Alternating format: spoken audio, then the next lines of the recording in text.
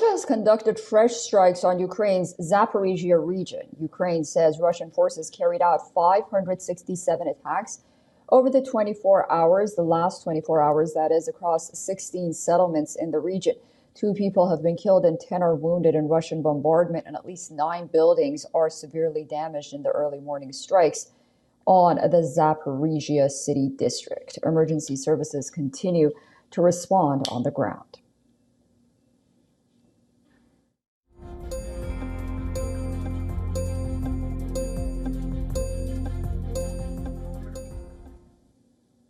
Zaporizhia has been on the front lines of the war that Russia launched against its smaller neighbor in February of 2022. Russia's relentless bombardment comes as U.S. Special Envoy Steve Witkoff meets Russian President Vladimir Putin in Moscow. The Kremlin published a video of Putin shaking hands with Witkoff in the Kremlin before the talks.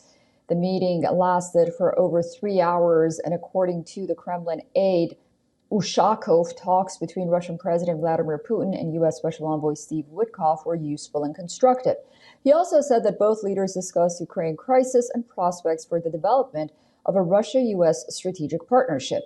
The meeting took place 2 days ahead of a deadline imposed by U.S. President Donald Trump on Moscow to halt its Ukraine offensive or face fresh sanctions.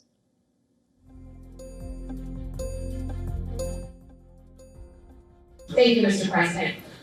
Do you still plan to follow through on your threat to impose 100% tariffs on all countries that purchase Russian energy, including China? Well, I never said a percentage, but we'll be doing quite a bit of that. We'll see what happens over the next fairly short period of time, but we'll see what happens. Yep.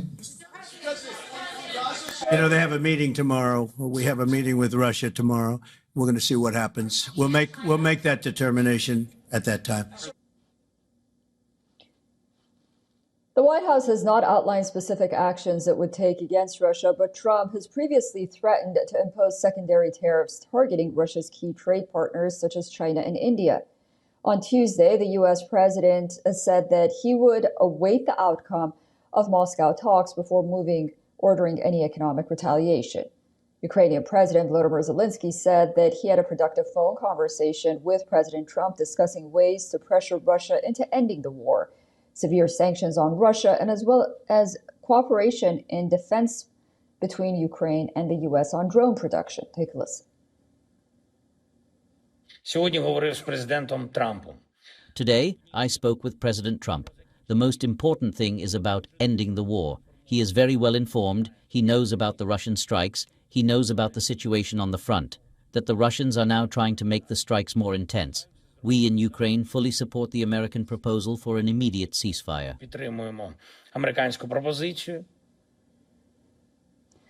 Zelensky also expressed gratitude to European countries for purchasing $1 billion worth of U.S. weapons for Ukraine, bolstering Ukraine's defense capabilities. According to reports, NATO has started coordinating regular deliveries of large weapons packages to Ukraine, while 2 deliveries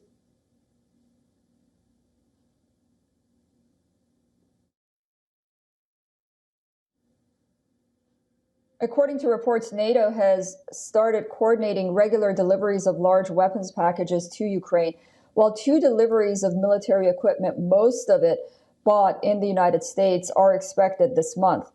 The Nordic package is expected to arrive in September. The deliveries include air defense systems such as Patriot missiles, which are considered critical for Ukraine to defend itself against Russian attacks.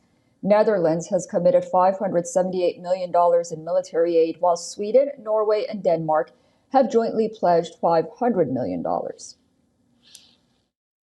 Vladimir Putin met with Donald Trump's special presidential envoy Steve Witkoff in the Kremlin Wednesday.